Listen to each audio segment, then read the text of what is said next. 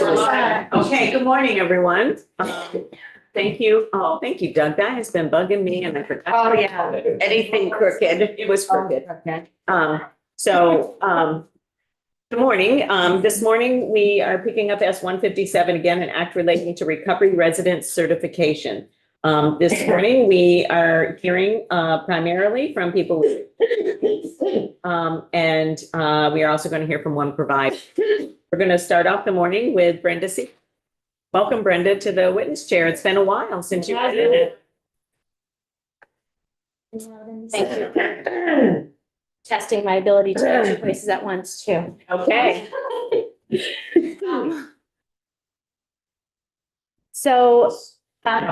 morning. For the record, I am Brenda Siegel, the Executive Director of End Homelessness Vermont. And for this purpose, an important note that I actually do consulting on human services and drug policy as well. And most importantly to this testimony for me, I know that some of you have not heard that from this side of me. I am a person with lived experience of losing loved ones to overdose. In 2018, my nephew Kaya Siegel died of an overdose after a year in recovery. And he was the son of my brother who died just over 20 years before him, also while using heroin. Both suffered from bipolar and severe trauma.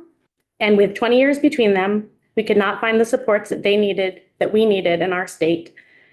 And I have to say, in the work I do now, that's still very difficult. I had taken a huge part in Kaya's upbringing, raised him, and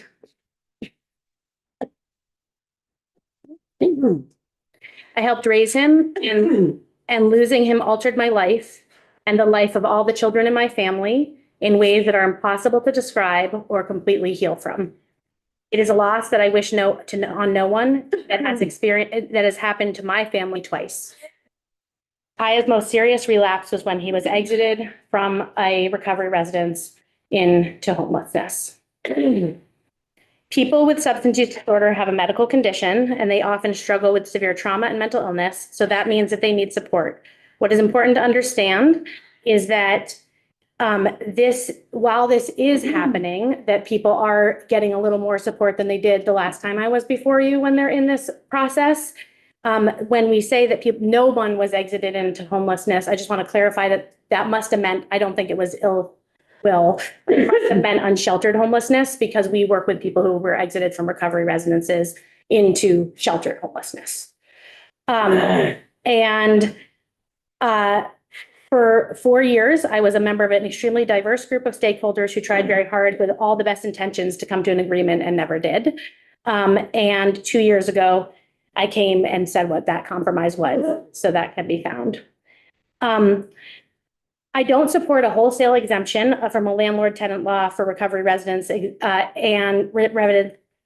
residences. However, I did read through Tom Dalton's testimony and found that though he does not support that either, and Vermont's criminal justice reform do not, he also made some excellent pragmatic recommendations should the bill go forward. And I thought that those were important to look at. I want to clarify, I already clarified that. So some of the suggestions that I have, some of them come from Tom Dalton's testimony and some of them are our own. The first one will not surprise anyone on this committee. There are no disability protections that are truly baked into that bill. And I do think that there needs to be some disability language and protections that are baked in. There always should be access and disability baked into every piece of legislation. And we know that people, especially with substance use disorder, often have conditions. We believe that that the agreement should be required to clearly state that there is a landlord-tenant relationship that exists, and standard landlord-tenant law where the exemption is not. Excuse me. Are you okay? And I sent you a message, but I can't walk anymore. I sent you a message to You want me see to if I could stay up. I can't. Okay. I'm stuck. Okay. I sent you a message before I came to see if I could zoom in. Yeah, I'm sorry. I didn't see. I was in a meeting. Uh, I'm sorry for the interruptions. sorry. No worries. Sorry. We believe that the agreement should be required to clearly state that there is a landlord to tenant relationship outside of the exemption. So the parts that are not exempt from landlord tenant law, so that people do know that they have rights beyond for the other aspects. And that's something that Mr. Dalton also recommends. Yes. Yes, I heard you say that. Yeah. You're recommending some of the same. Some of the same things, Yeah. yes. This is another one that came from there. And I will say I had a long conversation with Mr. Dalton as well yesterday to try to understand some of these positions to see if we did agree. So I didn't just pick them up. To clearly state that recovery residence operators owe a duty of care to the tenants. I think that that's really important when we're talking about something with can cause such significant trauma during an exit. I do think that the ground for removal should be limited to substance use, but I certainly think that the language should not be expanded beyond the 2-year exemption that was already created temporarily, because I don't see any evidence that it's necessary to go any further to have those type of rules. And I think whenever you infringe upon landlord tenant law with where people have homes, that can lead to homelessness. It also is a slippery slope. And I think we're seeing some of that slippery slope this year. And I just think that we should be very cautious as we make these kind of exemptions. I also believe that in the legislation, the definition of alternative placement, I do agree that it should be strengthened. I'm sorry. It should be strengthened, the definition of what a safe alternative placement is, because right now it just says safe alternative placement. And I think we've seen in many different systems that when we don't have clarity, that can become a problem. I think that there needs to be meaningful reporting. That reporting is very hard to do, but it would be very helpful, I believe, to have some clarity about how we get the information of where someone went after they were exited, how and what kind of information needs to come back to the legislature in that way.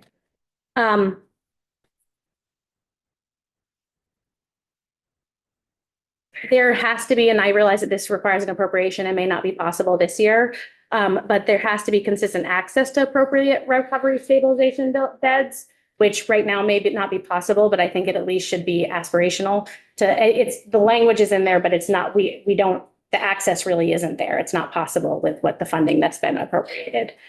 And the division, the department should have harm reduction added to its responsibilities. I think that that's really important. We know that harm reduction works, and it's something that is important. We know that for my family, harm reduction is what kept Kaya alive as long as he did survive. And every minute that he was alive was minutes that our family got to spend with him.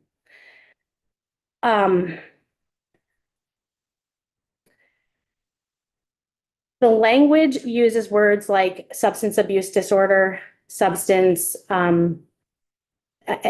versions of not substance use disorder. And we would recommend that the language be updated to appropriate destigmatizing language. And assume that was actually an overlook. We believe that, and I don't think this was in Mr. Dalton's, that if you are removed and it's, let's say, at the beginning of a month or right before a month, that your rent, which we're calling membership dues, but it's rent for all intents and purposes for the person who's being exited, should be returned. That's really critically important to their next step and to make sure that we don't have long experiences in homelessness. I know personally that relapse is part of recovery and that may happen in this setting. And that I think I keep thinking about Jenna's promise. I keep thinking about the people that have died or lost their lives to this disease, or people that have relapsed and are still struggling today, have just as much value as people who are in recovery. And we should make sure that this legislation upholds that value in those human beings as well.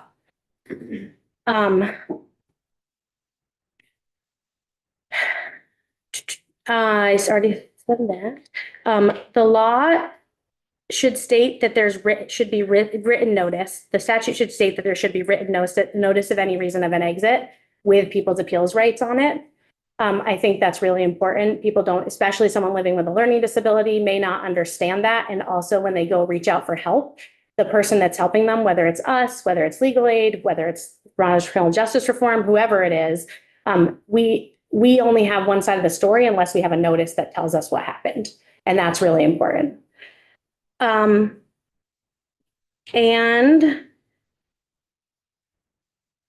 finally, I think it's really important to work toward an independent body for appeals. It's wonderful that we've expanded to where it is possible to have an appeal that's outside of the recovery residence itself or in the department itself. But I think we've seen in several different versions of things that happen, it is that self-regulating is not to use a term that's been overused this legislative session, but self-regulating is not necessarily something that works appropriately, and an independent body would be really helpful. And I don't know if that could be a board. I don't know if that would be the Human Services Board. I'm not sure what that would be, but perhaps that's something that could be studied or could be considered, and a recommendation between maybe a diverse group of stakeholders, including people who do appeals, to figure out what kind of body would be an appropriate body for that and come back to the legislature with that information. That is all I have, because I'm literally scheduled in 2 places at once. But if anyone has any questions, I feel free to ask them. I think I just want to end with, I am sitting here, it was 2018, so it's, I don't know how many years that is, 8 years later? 8 years later. And I last week had to excuse myself from a committee because we were talking about substance use in a very stigmatizing way. People were, and it really, my heart just sank. My grief came up. The loss of a sibling, the loss of a child you raised is something you never really fully recover from. And I value the work that recovery residences are doing. And I just want to see us do a little better of all coming together for people that are a little uncomfortable with parts of that aspect. I think that I realized that it was really highly heated when we did before, but I think there's an opportunity for us to try again and be in a much more, and really try to hear each other this time. Because I think that was something that didn't land well last time. Thank you, Brenda. Thank you. And I realize you have to move on, but this committee, because I know you've sat through a lot of it. We often are encountered with folks sharing personal information, and I know the loss of your family members is got to be very hard, and even though it helps you to be strong in areas like this, it's also got to be really incredibly difficult as well. So thank you for being vulnerable with us and sharing your information. Appreciate it. Thank you. No matter how many times I share it, it still is still the same feeling when I still think about it. Yeah. Thank you so much. My feet in the house is my niece at OD. Like 13 is her birthday. So Yeah. I sit there every day thinking of my girl. Yeah. Thank you. I'm gonna run away now. It is. It's. I think honestly, whether it's been a relative or someone we knew in our community or somebody we worked with, or I think all of us have had some impact from substance use disorder in our communities and our families. So, likewise, I do appreciate the fact that, in the years that we've been working on this in the legislature, there's been tremendous growth in the system.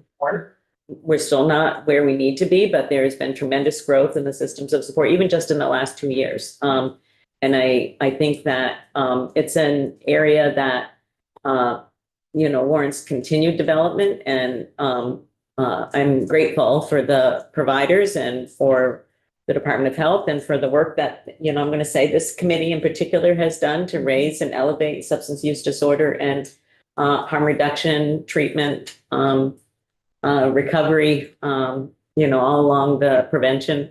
And it is work that whatever part you've had in it here, I hope that you're proud of, because it is saving lives. Thank you, Brenda. Thank you. Okay. So we have Angelica online and Victoria, I'm presuming is the person who is here. And who would like to go first? Would you like to? Okay, all right. Welcome. Thank you so much for being here today.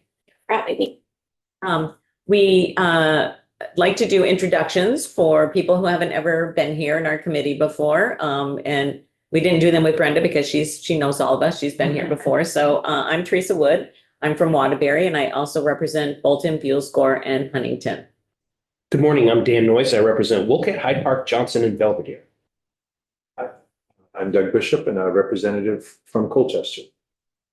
Good morning. My name is Zon Eastis. I live in Guilford and I also represent Vernon.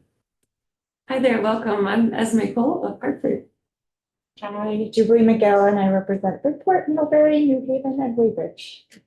Good morning, I'm Ray Garofano and I live in Essex and I also represent Essex Junction.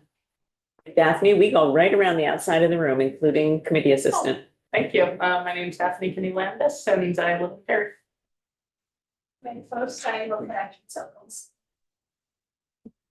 And I think you know these people over here. So feel free to introduce yourself for the record, and thank you so much for being here this morning. Thank you. My name is Victoria Thompson, and I am a resident at Jenna's Promise.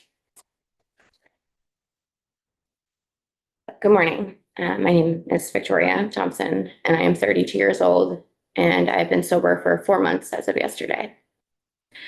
I'm here to tell you that I support S-157, and if I could have a moment of your time and tell my story, I can explain why. I've struggled with addiction for more than half of my life. I started using at the age of 13 and on a regular basis by the age of 15. As a result, from my extensive drug use, I was faced with the many consequences that come along with it. I was arrested for my first drug-related charge at the age of 17 in Holyoke, Mass, with many more to follow, beginning my long-term relationship with the Vermont legal system. I come from a loving, supportive family, one that has suffered right along beside me, but has fortunately never given up on me. As a result, I entered another long relationship with treatment facilities at the age of 18. From then on, it was a revolving door with just about every treatment facility in the state of Vermont. And being accepted into many rehabilitation programs over the next 14 years, partnered with many visits to Vermont House of Corrections. In 2021, I was arrested and charged with sale of narcotics with death resulting. I then went on the run, therefore I wasn't sentenced until November 2025. This charge stands for a 2-year sentence minimum and a 20-year maximum in the state of Vermont. With the help and support from my attorney, Jordana Levine, I applied to Jenna's Promise with the understanding and agreement that I would not have to serve the full 2 years incarcerated and I would be released to the program. So I was. I originally came to Jenna's October 1st, 2025, with high expectations of myself and of them as well. But I was also very nervous, fresh out of jail, fresh into recovery, and very confused with what I wanted in life. The only thing I knew for sure was that I wanted to live. So I dove right in. I kept myself busy with every program they offered. I utilized every outlet. I went to every meeting and I was present in therapy and I created friendships with the other women there. I felt comfortable with where I was, but I still felt that something wasn't right within myself. No matter how much I tried to distract myself, no matter how desperately I wanted to be clean and wanted to be somebody that my family could be proud of again, be the daughter or sister that they all knew so well and missed so much, I just simply wasn't ready. And I'd returned to use. When I applied to Jenna's Promise, they made me aware of the precautions if this were to happen. So I was comfortable coming back and letting them know that I had relapsed. I knew I wouldn't be judged, scolded, or made to feel ashamed of the truth. And I wasn't. So my relapse safety plan went into effect, not only to keep me safe, but to keep the other women safe as well. I was given many opportunities to stay on course. The staff stayed in contact with me every single day. I knew they were available to me whenever and if I needed them. I was to come home within 3 to 5 days, recommitting myself to the program, which I failed to do. It was at this moment that I knew that Genesis was 110% behind me and my recovery. They wanted to help me stay sober just as badly as I needed to. Immediate action was taken, and they set up bed date after bed date for me at treatment. They called every day multiple times, but unfortunately by then I was using again every day and back on the street, completely shutting out any support. 2 weeks later, I was picked up by Hartford Police Department after a warrant was put out for my arrest, and I was on my way back to a place I very well knew. Not only the facility itself, but the shame, guilt, and feeling of worthlessness that comes along with it. I desperately wanted to come home, and I needed to come back. And not a day goes by that I don't thank this program for never giving up on me. Sorry. And giving me another chance and accepting me to come back and to try again. I arrived back home at the end of January and I started all over, right back at square one, which was important to me and crucial for my recovery. Thank you. Because I had no idea how to even begin. The care and support that I received from the staff allowed me to integrate back into a routine and felt as if I never left. When I came to Genesis Promise the first time, I wasn't nearly anywhere ready to take my life back. But exiting the program and being accepted back has allowed me a whole new perspective on my recovery and my life. And with the help from this program and their staff and the pillars of Genesis Promise that each play an important role as to how this all works, I can finally have a chance to figure out who I even am. The chance that my addiction robbed me of years ago. I can assure you with every bit of truth that I would not be sitting here in front of you today if I was never given that second chance. If they didn't fight for me when I no longer could, and if they didn't believe in me when I had so deeply given up on myself. I may be putting in the work, but I owe it to this program for even making that possible. Thank you. Thank you so much, Victoria. You've had quite a journey, and you still have a long journey in front of you. Yes, yeah. Can you talk a little bit about the first time you were at Genesis Promise and when they made you aware of what would happen if you had a relapse? Can you talk a little bit about what transpired during that process? Absolutely. So they informed me of the process actually when they did my interview while I was still incarcerated. A staff member, April, she had come to see me and do my interview process. And they had asked me then if I had a safety house to go to if I were to relapse. They informed me of the whole process that if I were to use that they would contact my family members or whoever my support was. Then I would go there for 3 to 5 days and then I would come back drug-free and be able to provide a clean urinalysis to test. And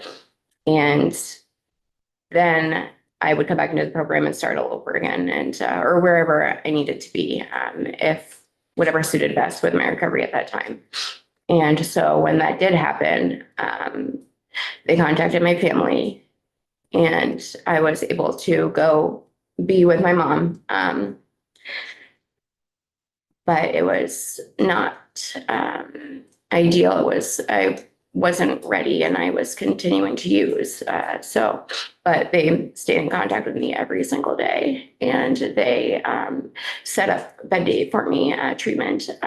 They had me do online meetings and they called multiple times a day. But at that point I had shut them out and just was refusing contact and was back using. But I fully believe that if I were to just have been discharged from the program and I had no plan in place, I wouldn't be here. when I was discharged, and then incarcerated again, I desperately wanted to come back. The support that I received from this program is more than any that I've received anywhere else. And like I said, I've been to a lot of treatment in Vermont, and they're all wonderful. They all offer a lot of support and resources as well. But Jenna's Promise is different than a lot of the other ones, and they are very involved and give a lot of attention to our recovery and the help that we need. They offer so many resources, and the programs that we are involved in every single day are really crucial, I think, to where I am. What kinds of programs do you participate in? What are the things that are helping? So when we first get there, we are in an IOP program for 12 weeks from every single day from 9 to 12. And then after that, we have a health, IOP. oh, sorry. Intensive outpatient. Okay. Yes. And then we have a health and wellness group, which is where we learn a lot of things. We work out, we work on healthy nutrition. We learn how to grocery shop, how to budget our money. We go out into the community, we take walks, we've been to art galleries. It's more so just learning life skills, really, self-care and health and nutrition. We also have DBT, which is dialectical behavior therapy. And we do that one day of the week as well. And they provide yoga, meditation, Reiki, biotune field, something like that, biotuning field. And we do yoga therapy. We have music therapy. Once every other week, we have someone come in and they play instruments with us. We integrate our feelings and our energy, and we, express it with music, and that's really fun. And then we have the workforce development program. When we complete IOP, the intensive outpatient program, they offer us employment through their enterprises. They have Jenna's Promise Goods. We have the cafe, and we have the coffee roasters. And so we work with them for 140 hours until then we can move on to another employment, or we can stay with them. But it's just to at least get something on our resume and to integrate us back into the working field, slowly but consistently. And then residential. And we have staff at the house from 9 a.m. in the morning until 9 p.m. And they're available to us whenever we need them. And we have an office off of the first house, and there's two separate houses, Ray of Hope and Beacon of Light. And as you progress further in the program, then you get to move to the second house. And then we also have apartments. And after you've been there for so long and in separate phases, then you move up to the apartments and then eventually on your own. But throughout the entire program, they're with us 24/7. We have full contact with them whenever we need them. They are 110% supportive to us completely. And crucial to my recovery. Thank you. Do you share a living space, or do you have a private room, or do you share? We visited, some of us a couple of years back visited Jenna's Promise, so we've seen the coffee roasting facility and the store and the appliance Just thinking. thing that, Yep. and the donuts. Yeah, we had the donuts. They were very good. Very good. But I can't remember how many were single rooms versus shared spaces. So when you first come to the program and you're in the first house, Ray of Hope, there are 3 bedrooms, and two of them are doubles, and then the other one is a single. And it's all by chance. It's not, not for whoever gets it. It's, in any different phase of their recovery. But when you move to the second house, there are 6 doubles and 3 single, or no, sorry, 3 doubles and 3 singles. And I currently am in a single. But I was in a double. And when you're ready to move on or into your own room, we apply for the single, and we send an email to the staff as to why we think that we need one, or, anything where we're at in our recovery, privacy, or any trauma related. And then they meet about it themselves, and they all decide, who it's best suited for. And so, yeah, so as of right now, I'm in one of the singles. Thank you. Any questions from other committee members? Go ahead, Representative Bishop.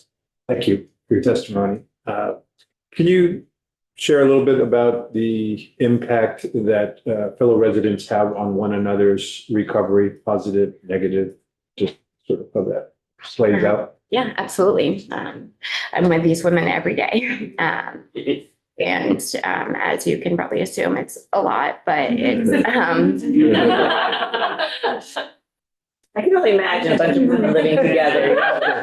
Sounds like college days to me.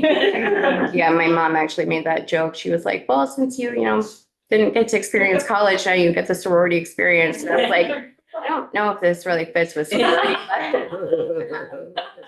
it definitely fits along with living with a bunch of women. For me, I consider them my family.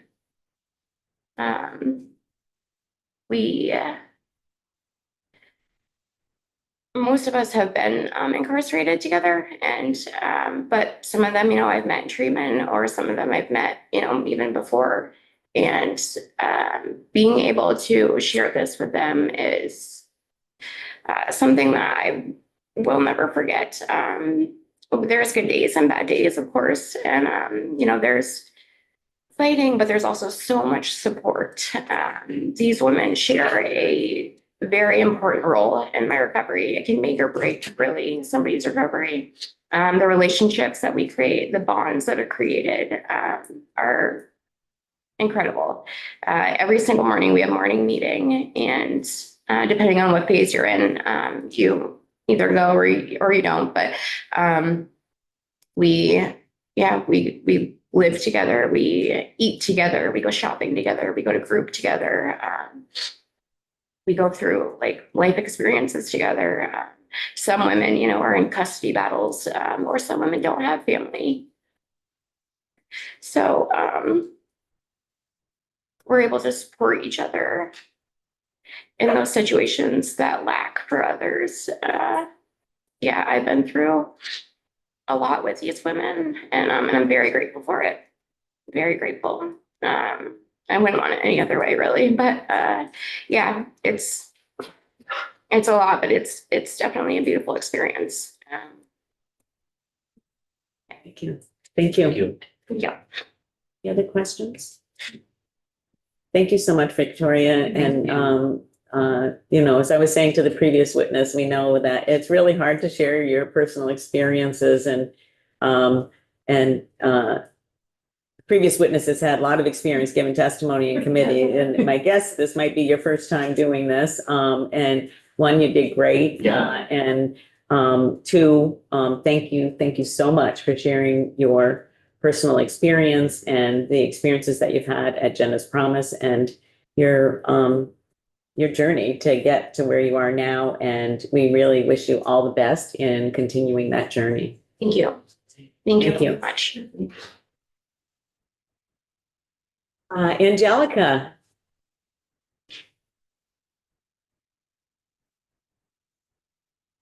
Hi, welcome. Welcome to House Human Services. You were online before, so we won't do introductions again. It's all the same people who are still in the room. Thank you for being here this morning and sharing your experiences. And the floor is yours. You can introduce yourself and then, continue with your testimony. We can't hear you. Not yet.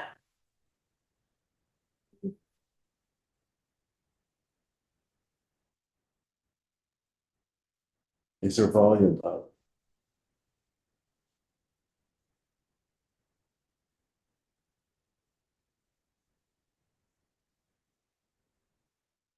Re-enter. You look like you're frozen now, Angelica. She should maybe log out. Yeah, Nope. I'm going to suggest that you go out and come back in. Okay? We'll be here. It's very Zoom talk, isn't it? Yeah. Yeah. Right. Okay. And you come back You here. never say that to a person in a room. Let's. Fix some Yeah. problems, though. Just, Yeah. gonna start again. And we'll also try maybe without a picture.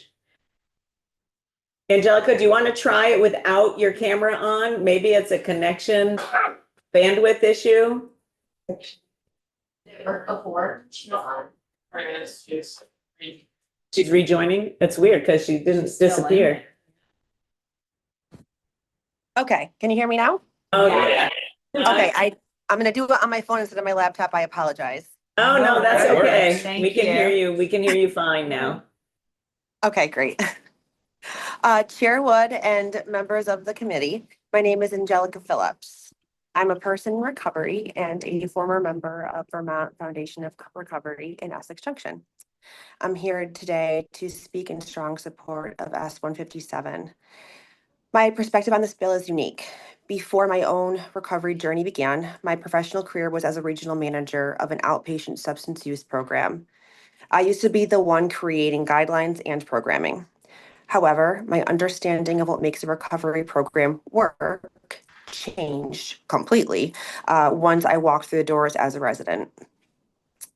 In my professional life, I understood structure as a clinical requirement, but in my own personal recovery, I realized it's actually a lifeline. Recovery is a lifelong process of work. It isn't a destination that you simply arrive at. When you first enter recovery, your life is often in a state of chaos. Mine was. Recovery,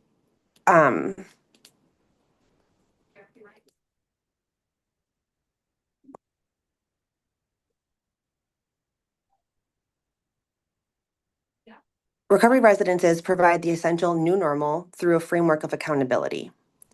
This structure, regular meetings, shared household responsibilities, and clear community standards is what allows an individual to begin rebuilding. It replaces the unpredictable nature of active use with consistency. In early recovery, you are still refining and shedding old behaviors.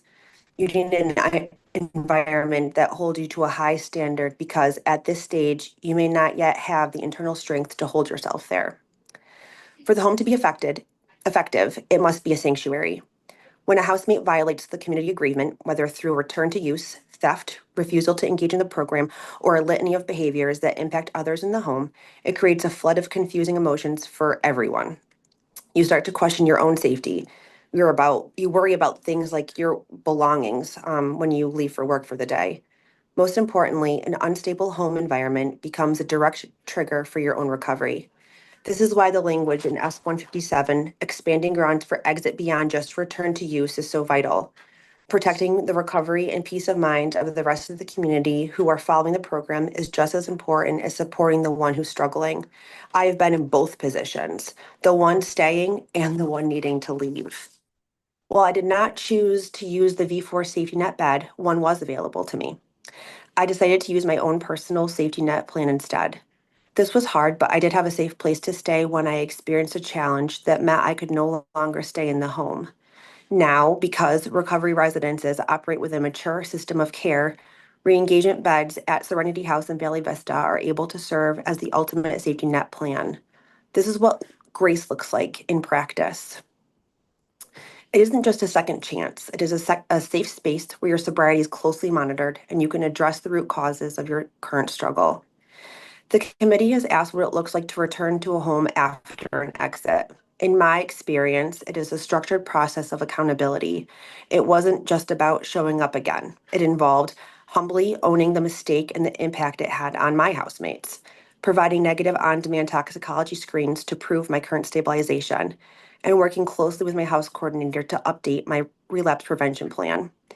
This structure allowed me to return as a healthy, reintegrated member of the community. In my professional life, I understood the theory of recovery. In my personal life, I lived the reality of it. S-157 provides a legal framework that allows organizations to offer this specific kind of grace. a system that prioritizes the safety of the whole house while keeping a door open for the individual that's in crisis. I urge you to support S157 to ensure that others have access to the same safe, accountable, and supportive environment that allowed me to thrive and get to the point that I'm at today. Thank you for your time and listening to my experience. Thank you. Thank you very much, Angelica. One of the things that you said at the very beginning of your testimony, and thank you for forwarding it to us, is in early recovery, you're still refining and shedding your old behaviors, and you need an environment that holds you to a high standard because at that stage, you may not yet have the internal strength to hold yourself there. That's a really powerful statement because I think that, you know, from the outside looking in, from people who haven't experienced a recovery housing and sort of understanding I guess what I would say, sort of strict adherence to the expectations that that people have for folks utilizing recovery residences. That just helped me because, you know, to me, sometimes, okay, that seems like, oh, is that an infringement on people's rights? You know, when I think about some of the things that we've heard testimony about, or, you know, even looking at drafts of the bill. And I think that, you know, that one statement actually really helped me to understand how that structure plays into somebody's recovery, and how that makes a difference for them as well as for we lost her. Oh. Nope. Are you back? Okay, we lost you for a second there. How that structure plays into safety for other people, but also for the person who might be experiencing the challenges. So thank you for that. Questions from committee members? Yeah, go ahead, Representative Bishop. Thank you for your testimony today. There's, as you referenced, inclusion in the bill currently is reference to things beyond return to use, including theft. And it just seems to be, theft seems to be a fairly strong focal point in a number of conversations, maybe a little more than I might have thought initially in considering this bill. And you referenced it a bit in your testimony. Can you just expand on that a little bit, on what you had in your testimony? Yeah. So part of what is defined as theft in a home is also food. So if you have food items on your shelf, and someone goes to use something and you didn't give them permission, the house can then vote that was, you know, that was then theft. So you have violated that rule. You've then violated. And regardless, it's pretty black and white. It's not like, oh, it was just ketchup. Like it was a violation. So I make the statement because when you have a series of violations, you may be asked to leave the residence for a point in time, and it may have been a few small things. However, it's this ongoing behavior that's affecting your housemates. Your housemates are then frustrated that these behaviors keep coming up, right? Someone's in early recovery. They haven't learned the boundaries of you have to ask for things. So I think that then expelling someone from a home is necessary because it's a continued behavior. However, I don't think that person should then have to go to homelessness because they haven't had a reformed behavior. Is that helpful? It is. Thank you. It was interesting to hear you describe that the residents vote on it. That's what happens at the home that you were? Well, I think that, let me rephrase. I shouldn't say we vote on it. We all have a perspective is taken from each of us, and there is testimony that we each provide, and then it's given to the powers that be to review everything.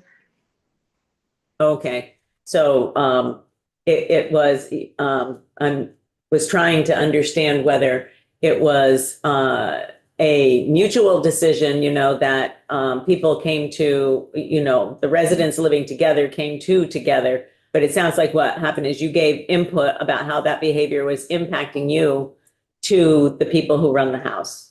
That's correct. Okay.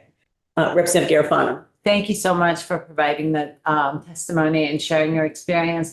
I wonder, in the instance that you use the example that you used about like the theft of food, or if it's something else, when the person returns to the residence, then is there support given around that specific infraction or violation of the rule? Like you mentioned, like maybe this person is early in their recovery, they don't understand they need to ask for permission. Then is there, once, you know, the situation is resolved, maybe they leave for a few days and come back, is there support given by either housemates or other people around that specific infraction? Yeah. So at each weekly house meeting, we do go over different policies at each meeting. And usually when there's been an infraction, I mean, obviously upon arrival, right, you read through all of the policies, you sign off on them, et cetera. In the event that there's been an infraction and or a potential infraction, at the house meeting, we review different policies every single week, and then we sign off on them to ensure that everyone has a good understanding and examples are provided in those meetings. Right, thank you. So it sounded like you said that you experienced being asked to leave. Could you describe sort of like what that process was like for you? Yeah. So I had a positive screen, and I was told that I needed to find, you know, that I was offered a place to go, and or I could find another safe location. In the event that I opted to find another safe location, obviously I had to provide the location, you know, what my plan was exactly, right? So they wanted to ensure that I was going to be in a safe situation. And I had to just present that information, and then have a plan to return. So making sure that I understood I couldn't come back to the residence in the interim until I could have a negative toxicology screen. And then that was then scheduled at a specific date and time. I had to obviously produce the negative tox screen upon arrival, and then a conversation would then ensue. And so when you were welcomed back, was there kind of a review of what the expectations would be now that you were back, and you know what changed for you as a result of that exit, being asked to leave and then coming back? Yeah, there was definitely there was a very thorough review of of what led to, I guess you could say, the infraction, as well as my plan. And I remember that I presented mine in essay form, as how my behaviors were going to be different moving forward. In mine, I identified triggers, different life circumstances that were occurring at that time, and what my plan would be moving forward to ensure that I had the appropriate supports in place, as well as just a plan of action for corrected behavior. Especially and the acknowledgement, right? The acknowledgement that I was affecting other individuals in the house. Now my housemates there was an upheaval of everyone. There was some resentment, people were upset. And so, and I understand both sides of it. So there's definitely a thorough process there. Thank you. We have another question, Representative McGill. Yeah, sorry, I had a message from a child pop up and had to respond to you. So I might have missed this. I'm just wondering, you mentioned how you did kind of an essay form. Is there flexibility for folks on how they might present that or do that? Maybe if someone has learning disabilities and struggles with writing, are there like multiple pathways to achieve that based on a person's need? Yeah, absolutely. How it comes to you is often via email and often hard copy. And it's usually specific questions that are presented to you that you could just choose to answer. I chose to answer mine in essay form. Any other questions for Angelica? Thank you again for being here this morning and sharing your perspectives about both your journey there and how your recovery is, and sort of the steps that you've encountered in between. It's very, very helpful for us when we're considering legislation to hear from people who have been through the process that we're trying to determine if we need to change the law or not. And so it really is very helpful. So thank you to both Angelica and Victoria for being willing to share your experiences, and to Brenda earlier as well. So thanks so much, Angelica. Of course. Thank you. Okay, and I see that we've been joined by Kevin Hamill online. Thank you, Kevin, for being here. We have Nick Shark, who's in the room this morning, represents them. Good morning, Kevin. Nice to see you. Good morning. Thanks for having me. Yes. Members, we had been approached by representatives of Valley Vista in the State House that they would love to kind of come give a little bit of an update. Valley Vista has been undergoing some changes and some financial issues and some, I guess I would call additional oversight by the Agency of Human Services. And one, we'd love to hear an update on that, but we'd also love to hear a little bit more about your, because it's the one term I can remember, but the stabilization bed that you have there at Valley Vista. We actually had one of our witnesses refer to it today. So the floor is yours. Thank you for being here. Awesome. Well, thanks. So for those of you who don't know me, my name is Kevin Hamill. I'm the Vice President for Medical and Clinical Services for Valley Vista. I'm a registered nurse by trade. Have been in the healthcare field for 25 years now, and have been with Valley Vista for, it'll be 6 years in May. So yeah, I mean, Valley Vista right now is, over 90% capacity at both of our locations. So recently, December 16th, we reopened our Vergennes location as a 3.1 location for 27 licensed beds. And that allows for an additional 90 days of treatment under ASAM guidelines for people to get more on their feet, be able to get things lined up for them, make sure that they have a solid plan moving forward while still getting treatment in the program. We offer 5 groups a day for them. They attend community AA and NA meetings either in Vergennes or over in Middlebury. We have outside agencies coming in to do additional groups for parents in recovery, domestic violence, some Bible studies. Individuals are, signing out to go to church.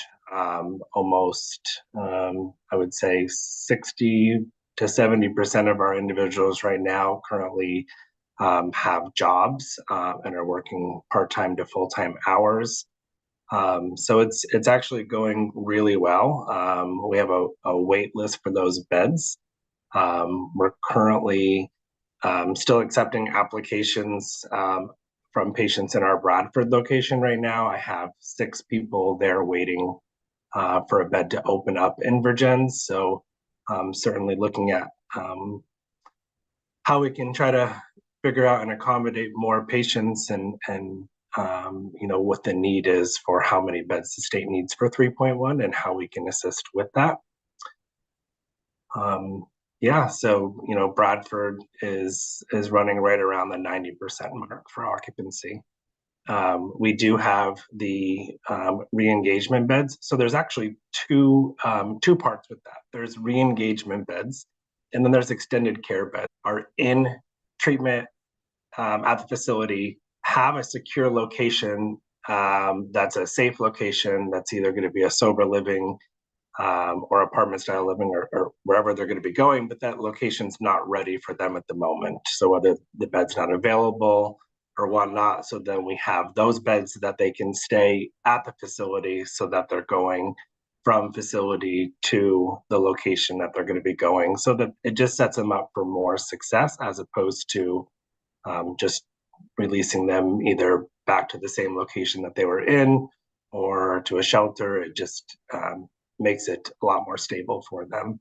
And then we have re-engagement beds. Those are for people in the community, usually from our sober living homes that might have a relapse or are contemplating whether additional treatment is the right thing for them.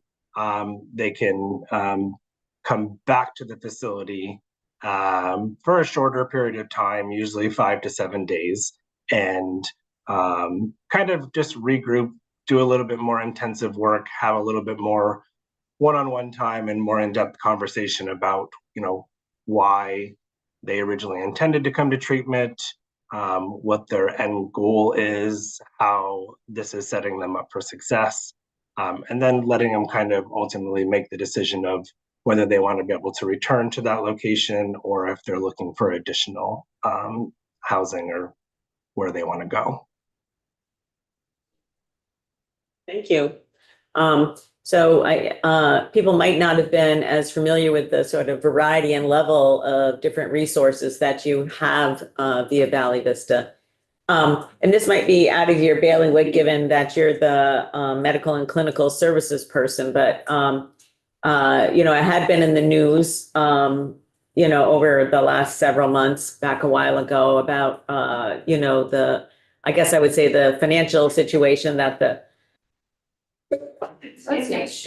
the organization was in. And I know from meeting with folks earlier this year that seemed largely due to occupancy issues as one of the contributing factors. And from what you're saying, it seems as though that those issues are largely resolved at this point in time. Is that your perspective? Yeah, so, in working, with DSU and the Secretary's office, kind of coming up with the plan that was going to work best for the organization financially and stabilize and have a path forward. That's when we, last March, closed the Vergennes location and relocated those women, which were, the Vergennes location was strictly for women's only. We moved them to the Bradford location. So now staying at a 90% occupancy there and then repurposing those beds in Vergennes for the 3-point level of care, which is, it's essentially been at 100% occupancy since the 3rd week of opening. We had a projected startup of being, we wanted to be at 20 patients by the 90-day mark, and we were at 100% occupancy at the first 3 weeks. So it was obviously a huge need in the state, and is doing really well, and the individuals are doing really well there. Thank you. I called the stabilization bed, I think you called it re-engagement beds. Are we talking about the same thing? We are. Okay, so can you describe how those work at Valley Vista and how somebody would access those? Somebody who is not in one of your programs, somebody who might be coming from a recovery residence, for instance. Yep. So, we work closely with most of the recovery residences. Obviously, we're, referring patients to them, almost on a daily basis. So we have a lot of open conversation and relationships. So generally, they would even give us a heads up or give us a call with the individual to discuss what the situation is, to see if there's a bed open, and then getting them transported to the location. And that is something that is not that's not charged through the insurance. That is through a grant. So the individual comes and we look at what their needs are, and then work to get them back. So generally, even more so when they come in, we already tend to know what the plan is, if they're going to be going back to the recovery residence, or if that's something that we need to really work with them on, is whether they want to go back to the recovery residence or if they're looking for additional placement. Thank you for clarifying, because that was going to be one of the questions about how it's paid for. I think that my understanding, you just confirmed that's through a grant through the Department of Health. Correct. Yes.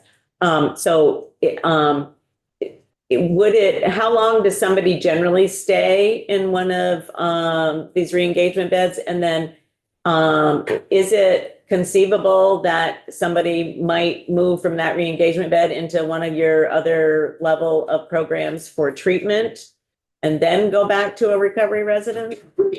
Yes, so it's generally a 5 to 7 day stay. I will say a lot of the individuals that have come in, what we find is, if somebody, let's say, relapses at at one of the sober living homes, was that really their first relapse? How much of this is going on, and is it more intense treatment that is needed? So the individual would come into an engagement bed, and after we do some evaluation and ASAM screening and stuff, is that individual more suitable for a higher level of care, which is offered in the building as well? And if so, we would literally just switch them over to that. If not, then it's treatment work that's based on recidivism and relapse prevention, and being able to get an understanding of what happened, what led to it. Was a shorter window as opposed to somebody who relapsed 3 years ago and is now just seeking treatment. Somebody that relapsed a week ago, you can kind of focus in more on what those triggers were that caused that relapse. So we're able to work more closely with what the actual cause was. Thank you. Other questions for Mr. Hamill? Yes, go ahead, Representative Bishop. Can you tell us how many re-engagement beds do you have available, and how often are they full? So there's no set amount of beds. So it's just part of our regular bed population. It's not a separate location. It's not, 2 beds that are pushed off to the side. It's a part of our regular milieu. Okay. So it's part of the 27, if I'm remembering correctly? No, sorry. Just to clarify, that's I'm glad you just brought that up. So these beds would be located at our Bradford location, because these are people, especially if they're coming in for relapse and under active use, they'd be going to the Bradford location in case they need detox services. And how many total beds are in Bradford, and how often are you able to accommodate a request there versus unable to accommodate a request? So we have 75 licensed beds in Bradford. And I will say, to my knowledge, I would hope that I would have known if we didn't, we have never had to decline somebody coming in for a re-engagement bed. Other questions? This has been really helpful, Kevin, particularly as we're discussing this bill, and we've been particularly concerned about the issue of re-engagement and stabilization, and people having a safe place to land if that's where they're choosing to be. And so it's been helpful to hear what kind of services and support that Valley Vista provides in that regard. No, absolutely. I'm sorry, we have one more question. Go ahead. Can you tell me is there a geographic catchment area, if you will, for someone to come to utilize the re-engagement beds in Bradford, or is it statewide? Yeah, it's statewide. We've certainly had individuals from north, south. There is no rhyme or reason to it. It's from all over. Thank you. So being centrally located is actually probably good, being in Bradford. Okay, you sound like you were going to make some final comments there, Kevin. Go ahead. Yeah, no, the other thing I just wanted to talk about, and obviously, and we work closely with the sober livings, is the other thing that this bill does is it puts it under treatment under DSU, which I see is a huge benefit for the services in the state as a whole.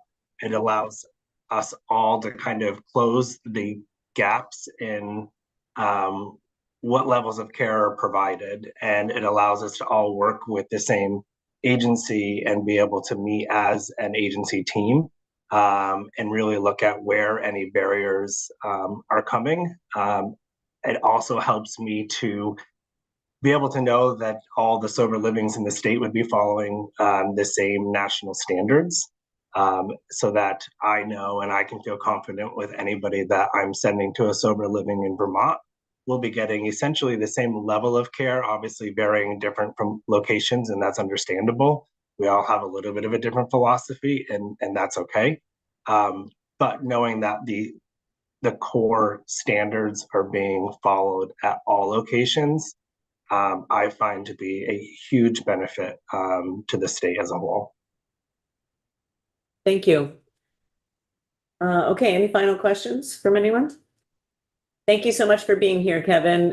We very much appreciate it, and thank you for your testimony today. Thank you.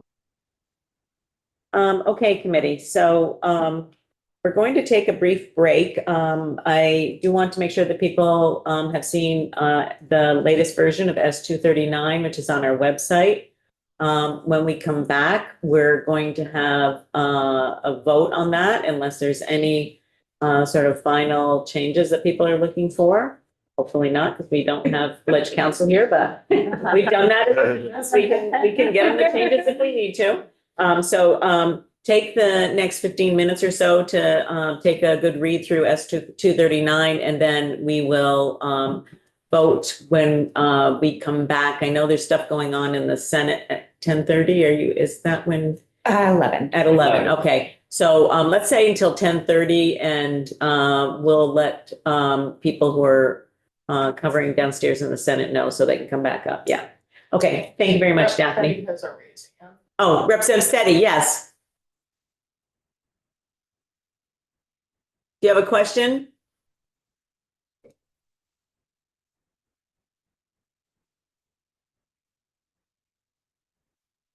Brenda, do you have a question? Muted. You're muted. We can't hear you.